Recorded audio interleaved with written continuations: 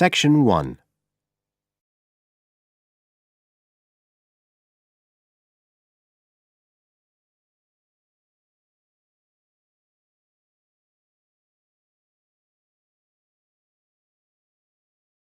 Exercises 3 and 6.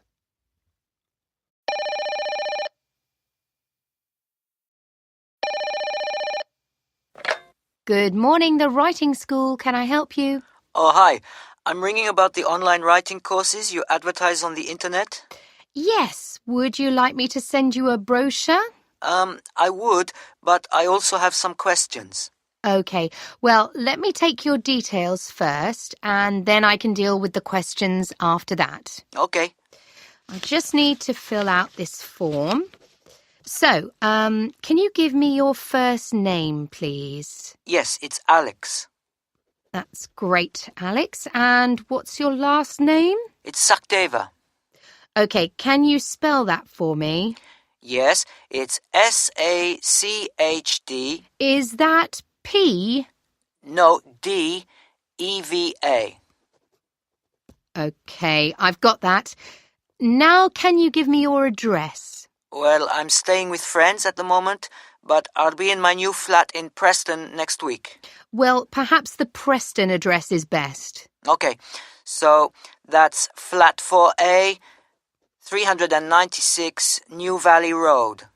New Valley Road. Yes, that's right. Okay, that's great. And we know the town. That's Preston. Yes. Do you know what your postcode will be there? Oh, I think I've got it somewhere on a piece of paper. Let me see. Yes, here it is. It's BN6 3BZ. BS? No, BZ. Right. I guess you don't have a phone number yet. No, not at the flat. And my mobile's not working right now. I have to take it to the shop and see what's wrong. Oh, I hope it's nothing serious. Well, it's new, so it should be all right. You could give me the number anyway, for the future. Yes, okay. It's 0787 345077. That's 354077. No, 345. Oh, thanks. I'll note that your phone is not working right now. Okay, thanks. Now, the last thing I need is an email address. Okay, it's alex7@ptu.com. That's my personal address. ptu.com. Fine.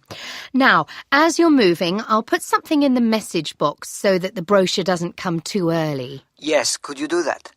I'll put deliver brochure next week. Oh, that's great.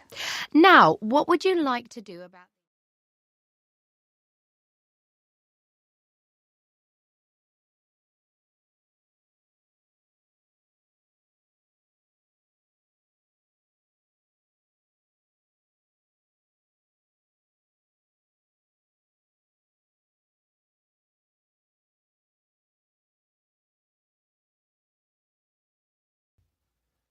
Now, you can see on our website that we have a lot of courses. What are you interested in doing? Well, I don't want to publish anything. I just want to raise the standard of my own writing. Yes, it depends on whether you want to, write creatively or for fun. We also have fiction writing. That includes writing children's stories. Well, I work in an advertising agency, so I'd like to write better so that, I'd like my salary to rise. Okay, so we can send you our brochure for business writing. And if you think it'll be right for you, then you can enroll. Great.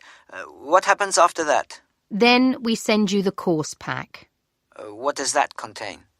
You get some books that will help you with your writing skills, an audio course on CDs and instructional DVDs to watch, and some lesson texts to read. Okay. What if I change my mind? Well, you can send the materials back to us.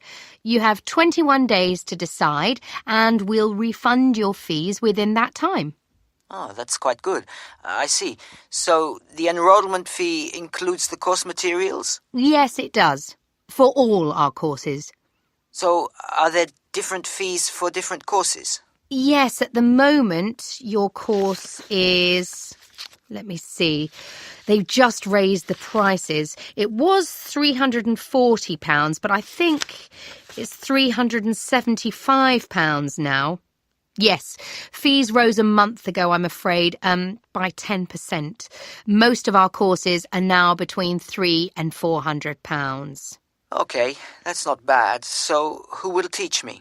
Well, before we decide that, you do your first written assignment. It's like a personal profile. So I write about things like my background and where I was brought up? No, it's the future we're interested in. Oh, okay. So what I want to get from the course and how it will help me to achieve my ambitions? That's right. We get a picture of who you are and your needs, and then we match you to a personal tutor who will teach you and work with you. That's a good idea. And how do I get that to you? Well, you send it in to us by post or through our website. What about lessons? There are 15 lessons altogether, and each one has an assignment. And what sort of feedback will I get? There's continuous online support, and part of that is a web-based facility for all the students on your programme to get together. Oh, so we can share ideas and things? That's right, with no need to go into a classroom or be tied to weekly schedules. Okay. Thanks. I think that's all my questions. Don't hesitate to call if you have any more. Okay. Thanks. Bye.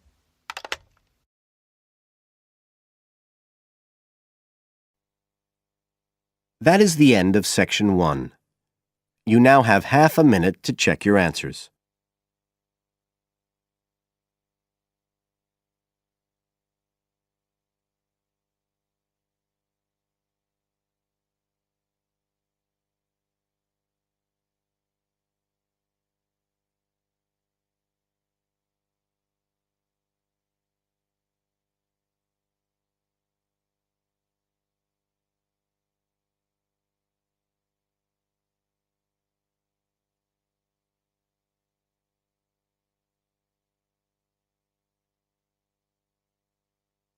Now turn to section 2 on page 67.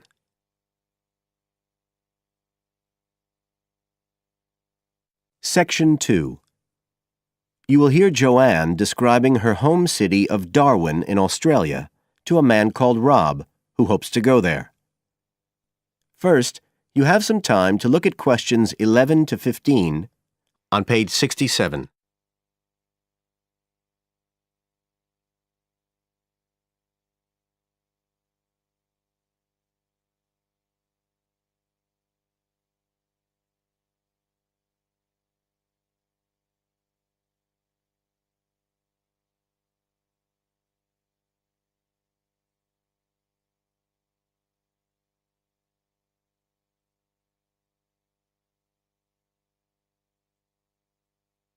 Now listen carefully and answer questions 11 to 15.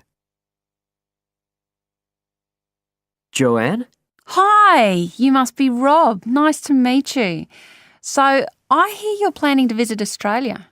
Yeah, and I really wanted to talk to you because I was thinking of spending some time in Darwin, and my sister told me you're from there. That's right. So, tell me about it. Well, where shall I start? Well, Darwin's in what they call the top end because it's right up at the northern end of Australia, and it's quite different from the rest of Australia in terms of cultural influences. In fact, it's nearer to Jakarta in Indonesia than it is to Sydney, so you get a very strong Asian influence there. That means we get lots of tourists. People from other parts of Australia are attracted by this sort of international cosmopolitan image. And as well as that, we've got the same laid-back atmosphere you get all over Australia, probably more so, if anything, because of the climate. But what a lot of the tourists don't realise until they get there is that the city's also got a very young population. The average age is just 29, and this makes the whole place very buzzy. Some people think that there might not be that much going on as far as art and music and dancing and so on are concerned because it's so remote. I mean, we don't really get things like theatre and opera in the same way as cities down in the south like Sydney, for example, because of the transport expenses. But in fact, what happens is that we just do it ourselves. Lots of people play music, classical as well as pop, and there are things like artists groups and writers groups and dance classes. Everyone does something. We don't just sit and watch other people. You said it's very international? Yeah, they say there's over 70 different nationalities in Darwin. For instance, there's been a Chinese population there for over 100 years. We've even got a Chinese temple. It was built way back in 1887, but when a very bad storm, a cyclone in fact, hit Darwin in the 1970s, it was almost completely destroyed. The only parts of the temple that survived were part of the altars and the stone lions. But after the storm, they reconstructed it using modern materials. It's still used as a religious centre today, but it's open to tourists too, and it's definitely worth going to see it. Oh, and as far as getting around goes, you'll see places that advertise bicycles for hire, but I wouldn't recommend it. A lot of the year it's just so hot and humid. Some tourists think it'll be fine because there's not much in the way of hills and the traffic's quite light compared with some places, but believe me, you're better off with public transport. It's fine and not expensive. Or you can hire a car, but it's not really worth it. What's the swimming like? Well, there are some good beaches, but the trouble is that there's this nasty creature called the box jellyfish, and if it stings you, you're in bad trouble. So you have to be very careful most of the year, especially in the winter months. You can wear a lycra suit to cover your arms and legs, but I wouldn't like to risk it even so, personally. And there are the saltwater crocodiles too. I mean, I don't want to put you off. There are protected swimming areas netted off where you'll be safe from jellyfish and crocs, or there are the public swimming pools. They're fine, of course. You now have some time to look at questions 16 to 20 on page 68.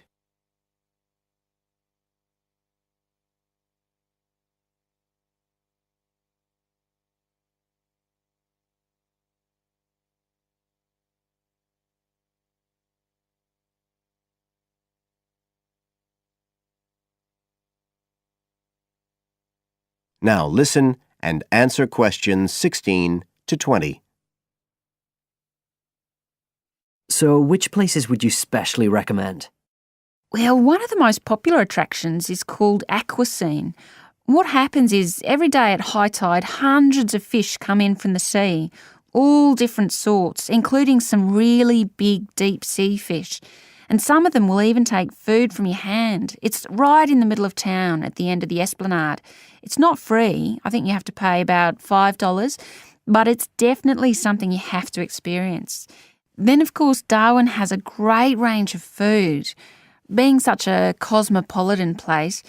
And if you don't have lots to spend, the best place to go is to Smith Street Mall, where they have stalls selling stuff to eat. There's all sorts of different things, including Southeast Asian dishes, which I really like. You'd think there'd be plenty of fresh fish in Darwin, as it's on the coast, but in fact, because of the climate, it mostly gets frozen straight away. But you can get fresh fish in the restaurants on Cullen Bay Marina. It's a nice place to go for a special meal, and they have some good shops in that area too. What else? Well, there's the Botanic Garden. It's over 100 years old and there's lots to see. An orchid farm, rainforest, a collection of palm trees, a wetlands area. You can easily spend an afternoon there. That's at Fanny Bay, a couple of kilometres out to the north. Then, if you've got any energy left in the evening, the place to go is Mitchell Street. That's where it all happens as far as clubs and music and things are concerned. You'll bump into lots of my friends there. Talking of friends, why don't I give you some email addresses? I'm sure they wouldn't mind if you... That is the end of Section 2. You now have half a minute to check your answers.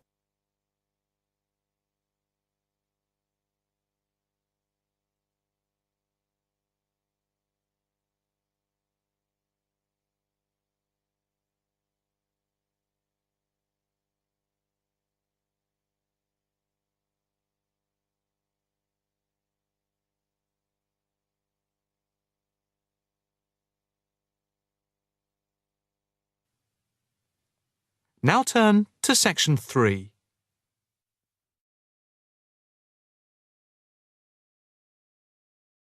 Section 3. You will hear a female and a male student talking to a female tutor about a self-evaluation form.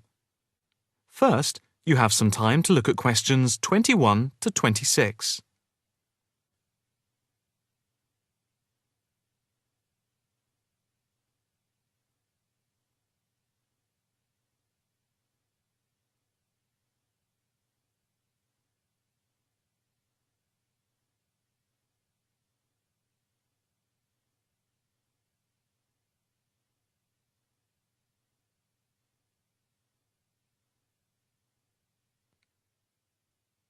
Now listen carefully and answer questions 21 to 26. Now, Mark and Anna, I have to say that I thoroughly enjoyed your joint presentation on the application of robotics in a non-industrial setting to the group on the 2nd of December, and it is clear that you have both devoted quite a lot of time and effort to it. Have you had a chance to fill in the self-evaluation form for the session? Yeah, we have. So, Mark, what do you think overall? Well, generally I felt the presentation worked very well. In fact, we seemed to hold the attention of the others throughout. And the pace of delivery was fairly even, as were the range of activities we organised. I agree with Mark, but I'm not sure we were comprehensive or academic enough. No comment, really, except that I don't think there was any question of it not being thorough. I think we were a bit too chatty and too jokey at times, rather than formal. OK, what do you think were the best areas? And which do you think can be improved on? Well, everything could have been improved on. I felt very good about the handouts. We'd spent a lot of time putting them together. They had a very professional appearance as we bound them into a booklet. To me, the handouts were the best part, as we had a very extensive bibliography and the booklet seemed to go down well. The booklet you did for the handouts certainly showed you had done a lot of work. But I think that you put too much material into it, and people got distracted by it. Perhaps you could have cut the handouts by about a third. I see. When I come to think about it, maybe you're right. OK. But there were times in the middle of the presentation where things did go a bit astray.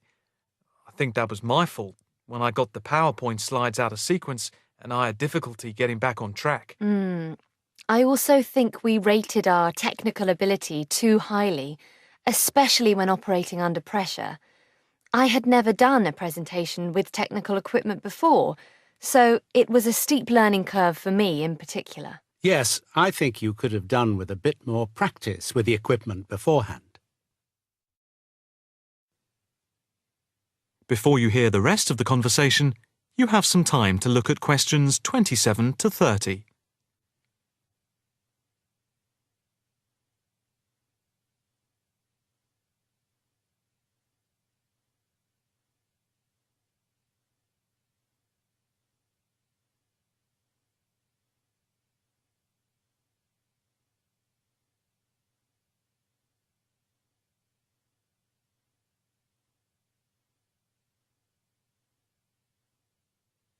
Now listen carefully and answer questions 27 to 30. What about the next item on the feedback form? The aims and objectives. I think they were very focused and we followed them through well, I think. We wanted to show how Europe was lagging behind other areas of the world. Yeah, I think they were clearly set out. Yes, agreed. No comment there. The diagrams and charts were appropriate. Yes, I have put that too. They did work well in helping to illustrate and break up the presentation, by cutting down on the number of words and text on the screen. What about delivery? Well, I think our performance was average. It was difficult to coordinate speaking and presenting the material at the same time. I was quite self-conscious of what I was doing. It was down to a lack of experience. Unfortunately, both of you had the habit of standing in front of the projector, so you kept blocking the image on the screen. To me, this is the area that requires the most improvement. The section on the predictions of the commercial application in the future, I think, appeared a bit haphazard. To me, it was a weak point of the presentation. And I think that some of the slides could have had fewer words. And we could have done some fancy graphics with the words. If you had to give yourselves a mark overall, how much would you give out of 10? 6, maybe? I'd be happy with that. Though bits were probably nearer a 7. So I'd say a 6. Anna, what do you think? I think for me it's perhaps a 7. OK. Did you find the task and the evaluation useful? I think... That is the end of section 3. You now have half a minute to check your answers.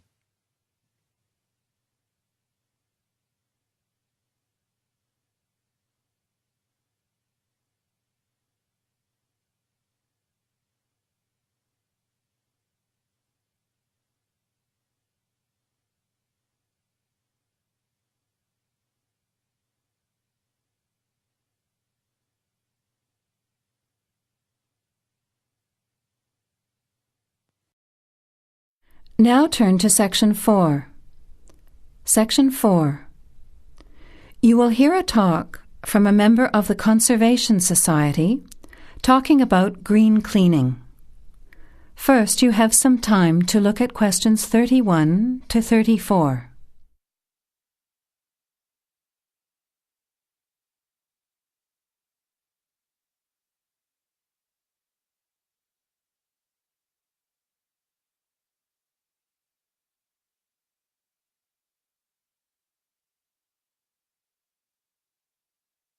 Now, listen carefully to the talk and answer questions 31 to 34.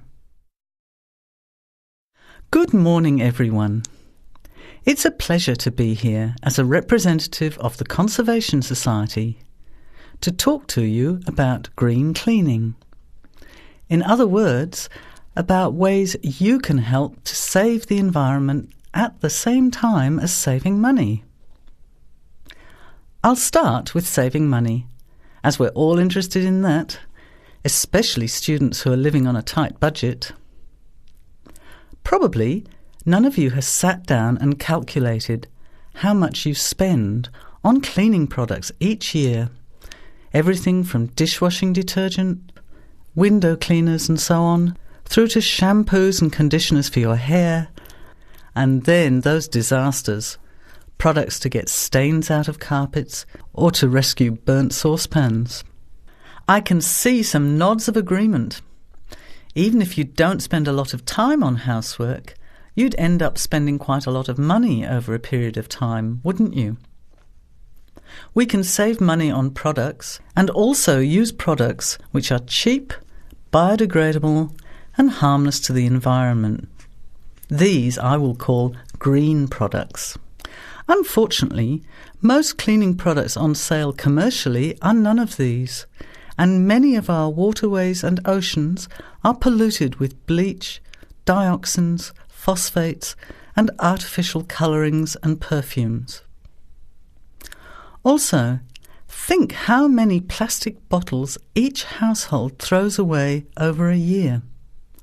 They'll still be around in landfill when you are grandparents.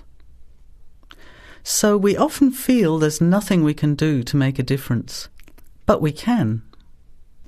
The actual recipes are on handouts you can take at the end of the talk.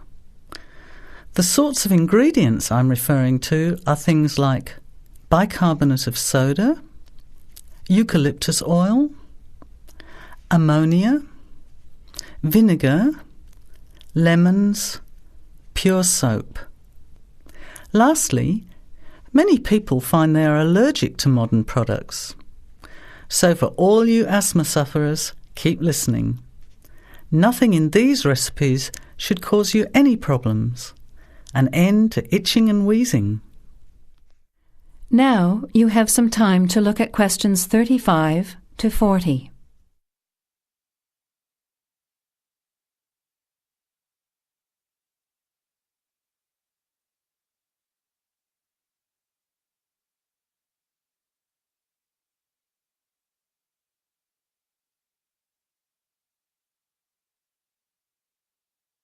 Now listen and answer questions 35 to 40.